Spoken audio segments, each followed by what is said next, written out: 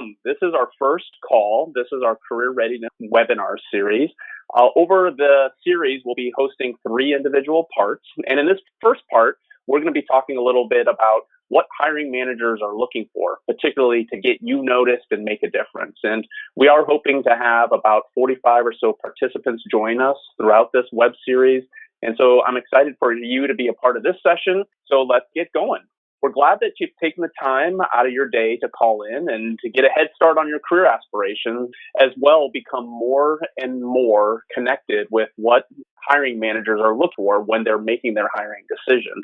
A lot of us spend a lot of time connected through social media, and sometimes it's hard to become noticed and stand out. And certainly standing out from a professional perspective is a little different than standing out from your social media account.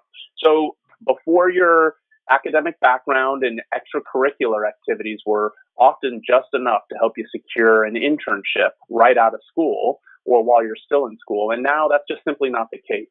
We, Dream Careers, were one of the world's largest internship programs. Over the past 18 years, we've helped place and support over 18,000 college students. And we've worked with thousands of companies and recruiters, and we know exactly what they're looking for. And we'd like to share and extend a little bit more of this knowledge with you today. So we have with us 2 extremely seasoned, experienced HR professionals that have a very intimate, hands-on experience hiring, attracting, and bringing on young professionals to work and enter the workforce. Even better than that, we're glad to also say that 2 of these individuals were participants of our summer internship program, Dream Careers. I'd like to get a quick introduction to both Angie and Angela. And I'll allow them to give a little bit of introductions to themselves as well. And before we dive in, just to set the stage, we're going to walk through a series of questions that we've asked them. And if we do have time, we'll open up a couple of questions for you as well. But in the meantime, Angela, thanks so much for joining us. Thank you. Yeah, thanks for having us. Excellent. Angela, if you wouldn't mind, could you just go first? And I'd love to get a little introduction about you and kind of your experience as a college student and where you're at now and what your role is from a career readiness perspective. Of course. So I'm originally from upstate New York, and I went to a small liberal arts college in Rochester, New York. You probably never heard of it, but it's called St. John Fisher College, and I studied communications and journalism. And it was my dream always to move out to LA and work in the entertainment industry. And it was about 2006, 2007, and I was researching internships.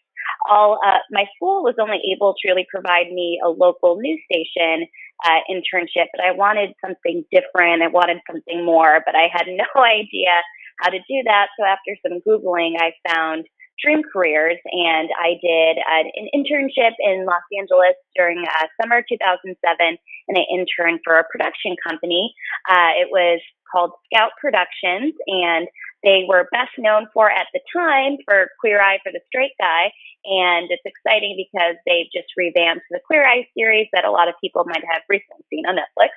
But it was such an amazing experience, but also very interesting because during that summer, I found that I loved my internship, but I didn't know if it was what I wanted to do forever. And I actually really loved the internship program more than my internship. I thought what Dream Careers was doing and setting people up for success in internships and going after their dreams and passions, and the program in itself was so exciting. And long story short, I ended up being a staff member and working from Dream Careers and helping with our Los Angeles internship program. And as I mentioned, one of my dreams was living in LA. And after I worked for Dream Careers, I was able to transition to LA full time. And I started my HR and recruiting career. I worked in the entertainment industry at Universal Music Group, where I ran their internship program because I had some, experience with internship programs. And from there, I worked in entertainment doing recruiting, worked at a couple tech startups as well as a sports agency. And now I've lived in LA for over almost 8 years now, which is crazy to think.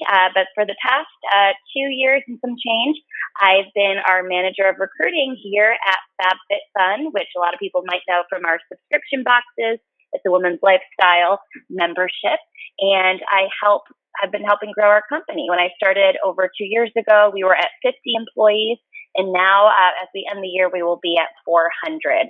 So I definitely have a lot of experience in reviewing resumes, internship programs, hiring overall. So really excited to answer questions that people have about the process.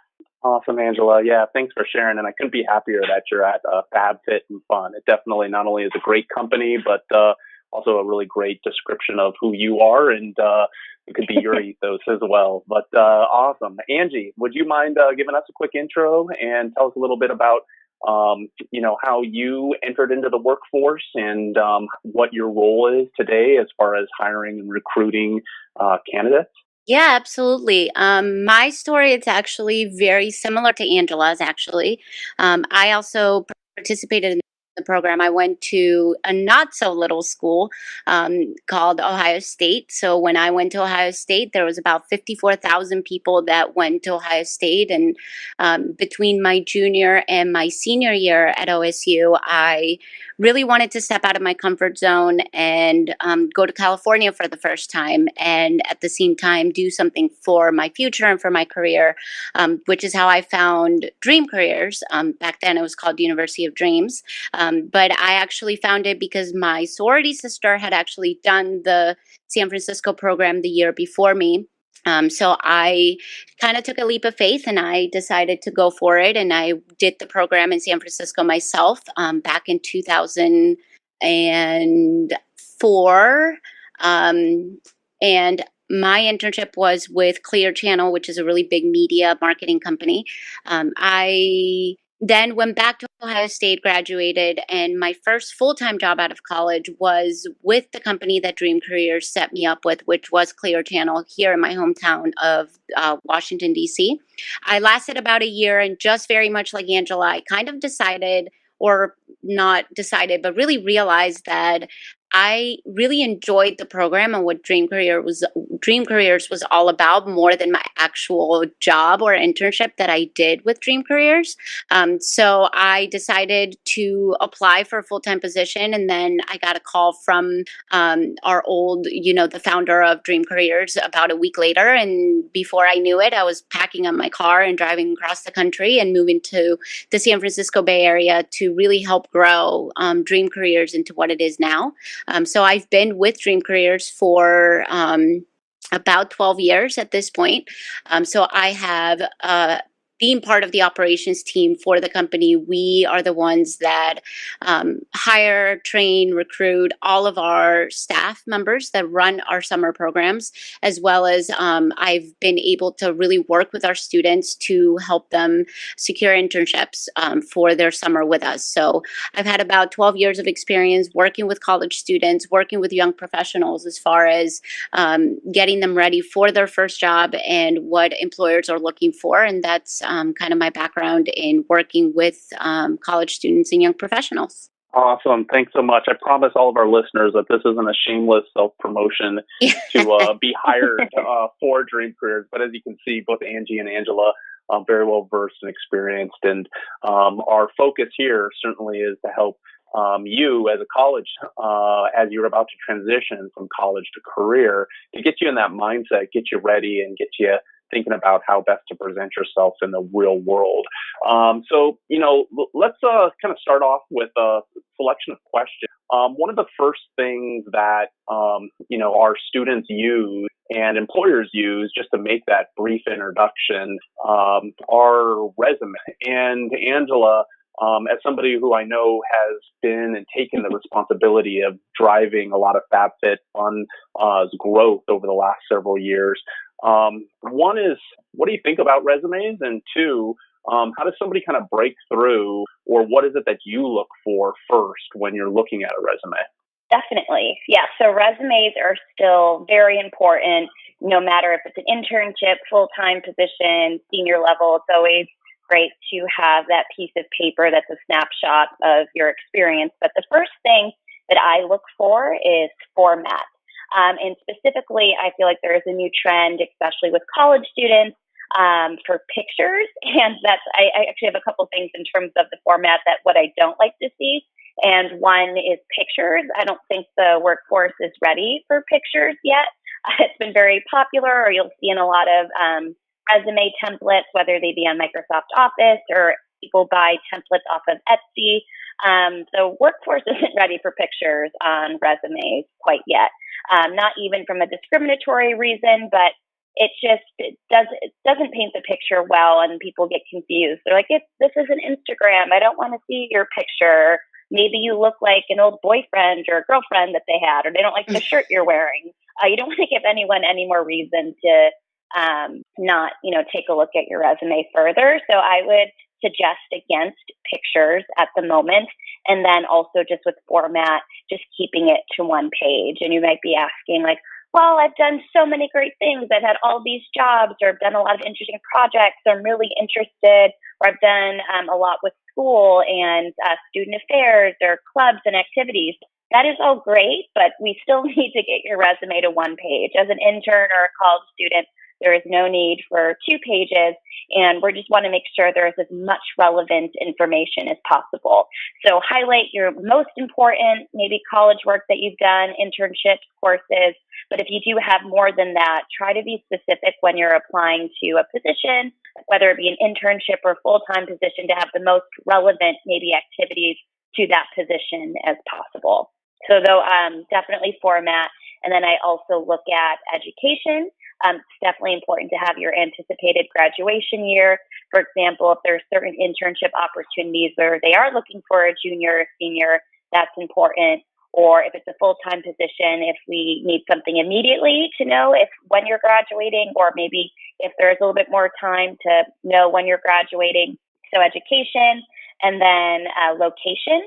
If you're in college, especially in an area maybe where you're not, like your hometown is, I think it's important to put your current location and permanent location. So that way, like, for example, like Angie, maybe if you went to school in Ohio and it has your Ohio address, I think it would be key to also put your DC address as well. So if you're in a DC, they might know like, oh, maybe she'll be home for the summer and can do that. Or is she in Ohio? Who knows? So I think your current and permanent location is important. And then technical skills, that's the next thing I look for. For example, if it's a graphic designer position, like have they had experience with Photoshop, or do they know Twitter, or have they ever had experience with Salesforce? So really, it's a key to put any technical programs that you have. And last but not least, I always love to look at relevant courses, especially for interns. So maybe if you haven't had any internships yet or a lot of work experience, relevant courses is a great way to add a piece to your resume to show what exposure you've done, what you've learned in those classes, any projects that you've done, or maybe just help showcase some of your interests. If you've done like a really interesting class on Shakespeare at the movies or museum studies, it helps show a little bit of your personal character as well. Yeah, that's so interesting that, resumes are still a key cornerstone for that first introduction. Why do you think that is? I mean, with all of the resources and technology that's in play, how does your team utilize those resumes, and why are they important? I still think it's key for an organization perspective, and it really helps us share internally, not only with our team, but also with the hirings as well. So for example, there could be, when you're working with larger companies, there could be hiring teams that are in different offices, or just in general, like FabFitFun, we're in hypergrowth. We get over 3,000 applications in a month. So we want to make sure that when we're working on all these open opportunities that we have, in general, I'd say we're probably trying to host anywhere from 20 to 30 interns a semester. We want to make sure that we're keeping track, especially digitally, with the resume. So we have an applicant tracking system that we have where we're able to have the application and the resume, and it really is that one-page snapshot of the candidate that we can see if it's a good fit for the open position that we have, and it's something we can easily share with the hiring teams, and just something we can always have on file as well. In terms of just keeping track records, and then just comparing maybe resumes if we're trying to decide between 2 candidates. If we didn't have that, like when you're looking on paper, it's hard. It's like, oh, let me pull up their LinkedIn or something else. Sometimes you just want to have a visual snapshot of someone. So I think that's been really key. Yeah, I love that. A lot of times students that are about to enter in the workforce and haven't had an experience on the recruiting side might not necessarily understand the volume and complexity and work that's required just to manage all of the students or all of the kids there. Awesome stuff. Angie, I have a quick question for you. Somebody who has done a lot of interviewing, when somebody is applying for a job, what do you think some of the do's and don'ts you look for when somebody's actually then taking that next step to apply for that internship or job? Yeah, I mean, I think a lot of what Angela mentioned as far as the resume goes is still very relevant, even when we are talking to college students, especially when they're filling, for example, our summer position. I would say, as far as interview do's and don'ts, once you do get past that, first wall where, okay, you have a good resume, it's, short to the point, it's one page, it's relevant. There's a lot that goes into the next part, which is actually getting the interview. What I've noticed a lot of students do is a couple of things. A big don't for me is when we then follow up with a student or a candidate and we email them and say, hey, we'd love to set up a schedule and schedule an interview with you, is we don't hear back right away. I would definitely say that and I'm sure Angela probably feels the same way. When we're talking to a ton of candidates, time is of the essence for us. And so for me, the biggest don't is to take longer than 24 hours in responding to a recruiter or responding to a hiring manager when they're interested in speaking with you. So as soon as you see that email, you obviously know when you're in the process of applying for jobs, when you're in the process of applying for internships. So you know in that time frame that you should be checking your email quite often, so that you are able to respond to those hiring managers and those recruiters within 24 hours. Because for me, that's the biggest don't. Automatically, if a candidate doesn't respond back to me within 24 hours, 48 hours, even when they do reply back and they want to schedule that interview, unfortunately for me, there's kind of already that red flag, because that kind of shows, your level of responsibility, how important you feel this position is. So that for me would be the biggest don't. The biggest do is, coming to that interview, is even that initial interview, really prepared with who the company is, what the essence of that company is, what they believe in, and not just what you read on a website. I feel like a lot of young professionals, especially college students, they don't have a lot of experience interviewing. And so their go-to is always to just go to the website, memorize a couple of lines off of their About Us page, and then kind of repeat them back to the hiring manager.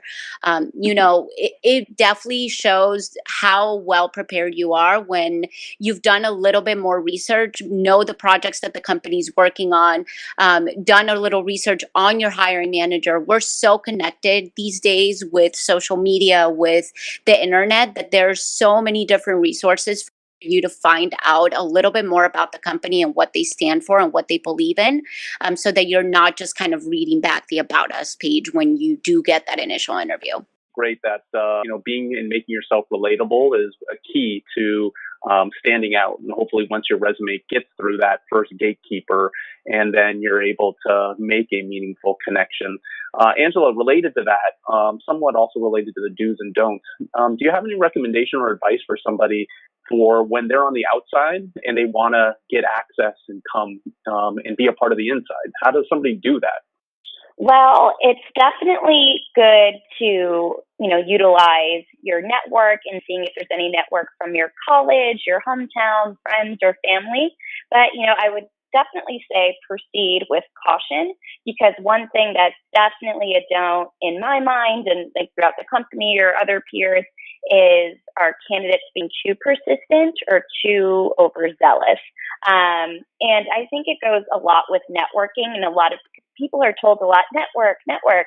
It's something that's being, suggested a lot, but I don't think people are really understanding what networking means. Like, networking is not asking for things. Like, networking is relationship building. So it's really getting to know a lot of different people and not necessarily just asking like, oh, what can you do for me? It's getting to know someone. So when the time is right, if you've ever helped them out, if you could ask for a favor, that's there. You already have that relationship built. You're not cold emailing and asking for favors when you don't know that person. But, obviously it's always good to use LinkedIn as a resource to see within that company if you have any mutual connections with people that work there or notable alumni. And again, just, don't be overzealous. Like I've had candidates or interns message 30 people on LinkedIn. Then those 30 people all message me. They're like, hey, Angela got this message on LinkedIn. Like, I know you and everybody else, and it's all the same message, copy and paste. So that's not what we're looking for. Be very specific, be authentic, and reach out to people, be personable, maybe message a couple people, no more than that, no more than 2 or 3, and seeing, if they have any way to help you get connected or learn more information. So I'd say that's the biggest thing. Even if it's something you don't see an open internship or a position available, even asking for an informational interview, just to learn more about what it would take. Or even maybe if it's not someone that currently works at the company, but maybe even previous interns, and asking them if you could see who's ever been a previous intern of the company, what advice they would have to do that. And then beyond the internet, if you have the availability to go to any event, I would say face-to-face is always very helpful when making connections and getting on the inside. So it's definitely, you do have to put yourself out there, and people are always saying networking and persistence is key, but just make sure to not overtake that, because that is for sure a red flag on our end. Yeah, hopefully, Angela, you've never had to file a restraining order against one of the candidates. Not yet, but people surprise. Yeah. Let's hope that's not in your future. But kind of on that note, could you share a time of maybe a memorable hire and maybe why that person was memorable? That might be a good illustration for some of the positive things to do. Exactly.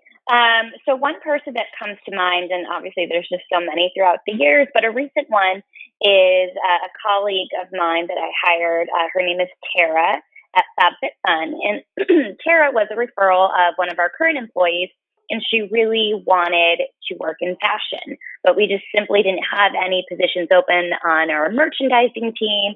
And, she would follow up, and we had a great chat, and she was a really great candidate, but we simply didn't have any entry-level positions open in fashion or in merchandising. So we had a couple positions open for our customer service, our customer support team, and Tara had reached out about wanting to take a leap of faith. She was very passionate about FabFitFun overall, and while she wasn't looking for a career in customer service, she was really excited about getting her foot in the door with the company. So we were able to hire Tara as a customer service representative with the company, and she was really great, very passionate about FabFitFun, but still knowing that she was looking to do fashion and merchandising. And throughout her year at FabFitFun, there had been 1 or 2 opportunities internally that she had tried to go for the merchandising team, but it didn't work out. But I'm proud to say it was about a month ago, and just after her 1-year anniversary, Tara had interviewed for an internal fashion coordinator position, and she got it. And while what makes this most memorable to me is, Tara's commitment to wanting to be at FabFitFun and taking a risk, something you might not always get what you want at first. And I will say that you have your whole career. You don't have to wait for the most perfect thing for that first opportunity. So it's just really not being afraid to try something new and to think outside the box. But then she also had the patience. It might not be that first try. It might not be that second try. And it's just knowing that things aren't going to happen all at once. They're not going to happen at the beginning, that when you work hard and put your mind to it, those good things will happen. You'll get to where you want to go. And not everyone's going to have like that straight linear path to, oh, this is exactly what I thought I would be doing when I graduated, but it still got her to where she wanted to be. And to us as an employer, it just shows that she had that determination to wait it out for what she was looking for, and that patience. No, that's awesome, and well said. Perseverance does pay off there. Just for the sake of time, because I know we are about to come up on our 30-minute mark, I do have just 2 final quick questions for both of you. The question that I'd like to ask Angie is, can you tell me what your top 3 things, if you can narrow it down that you look for when you look for a new hire? Absolutely. I think one of my number one things is flexibility. I do think that kind of goes hand in hand with Angela's story of her, one of her most memorable hires is, I think as a candidate, especially when you're a young professional or just starting your career, is flexibility. Flexibility in the fact that that initial job that you're getting, that initial position that you're applying for, might not check off every single checkbox of what you have in your mind as your perfect job. Actually, for most of us that have been in our careers for a really long time, our first jobs, our first positions were not anywhere near our ideal or what we had in our head. I do have some students that are just so stuck on that ideal list that they're not flexible as far as seeing the potential in a position, seeing the potential in the company versus the day-to-day responsibilities that you see in a job description. And it's very obvious for a recruiter, for a hiring manager, when a person has that flexibility, when they sound genuinely excited about the projects that a company is working on and what the company believes in versus what their day-to-day duties or their day-to-day projects are going to be. So that I would say my number one. Number two would just be professionalism. I am a huge, I'm still, I think, considered at the end of the millennials as far as generations. So I understand being connected and being on social media. I use social media myself, but I will be brutally honest. I go on every single one of my candidates' social media and I look at everything. I looked at LinkedIn, Twitter, Facebook, Snapchat, anything that I can get my hands on.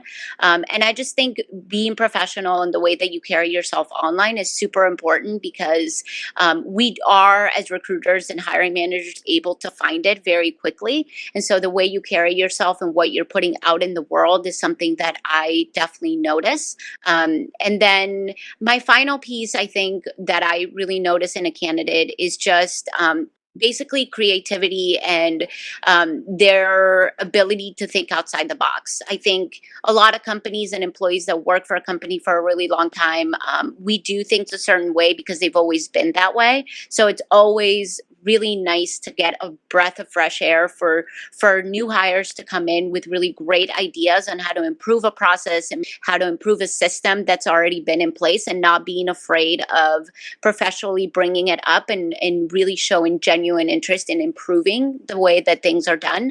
So I would say those are definitely my top three. I love it. Flexibility, professionalism online, and creativity. I think those are great things to look for in someone.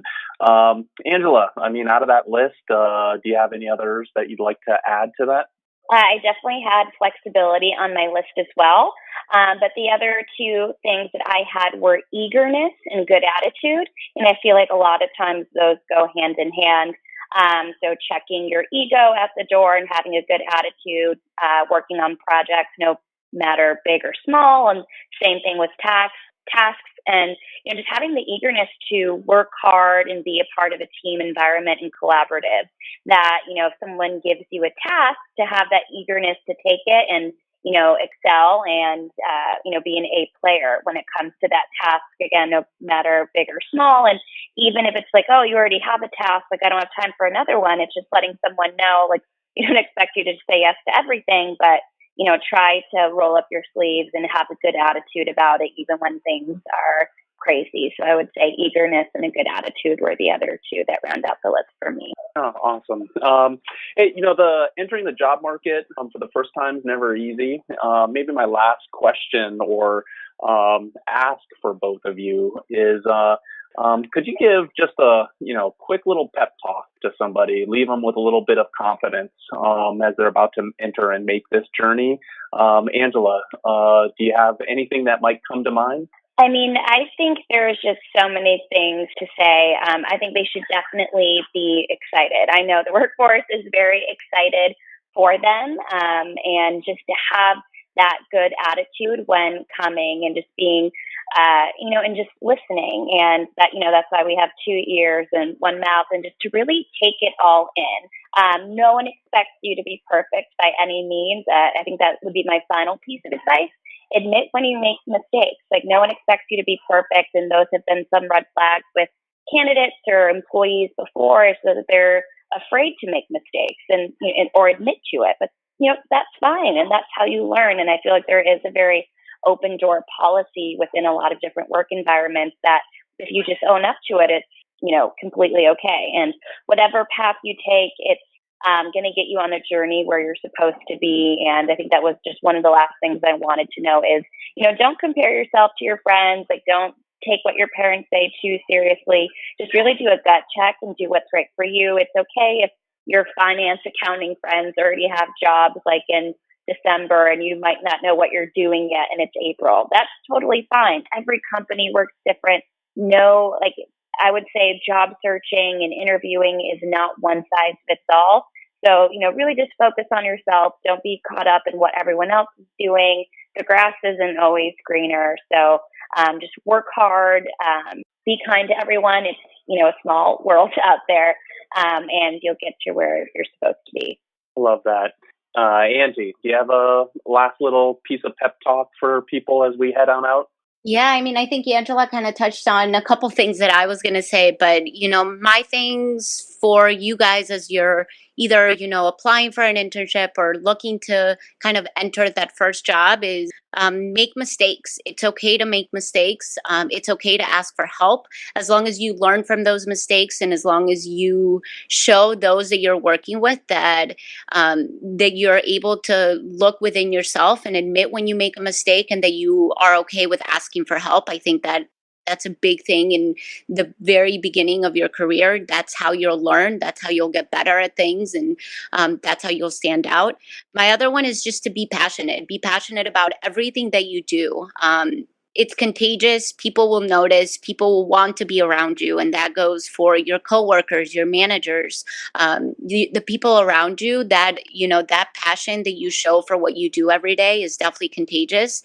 Angela and I were coworkers for a long time. And that's definitely something that has stuck out to me knowing her for as many years as I have is she just was so passionate about everything that she did that you wanted to be around her, whether it was, calling a student or doing a sales pitch or raising her hand to do, silly webinars or at the office or whatever the case was. I do remember that about Angela in the beginning of her career. And so that's how she's gotten to where she is. Obviously, besides her skills and her resume and the things on paper, it's that passion that I think she has carried with her. So that's definitely something that you guys should always look to carry with you everywhere you go. And lastly, just look at how you can make things better. Be bold in everything that you do. Don't be afraid to question the way things are done. Don't be afraid to look at how to improve things because that's how you change the world. That's how you change a company. And that's how you're going to really be able to succeed in your career. Fantastic. Definitely appreciate that. And Angela, thank you for everything that you've done and are doing and the support that you continue to provide individuals to find their dream career. And a little fun fact, Angela, you still actually might be the voice on our Music on Hold. So, never turn down an opportunity. Really? But ladies, thank you both for taking time out of your busy day to talk to some of our students. Just to wrap up, this will conclude our first part of our Career Readiness webinar series, and we do look forward to providing you our next iteration. Please be attentive to the next email announcing the next date and time so that you can view our next session.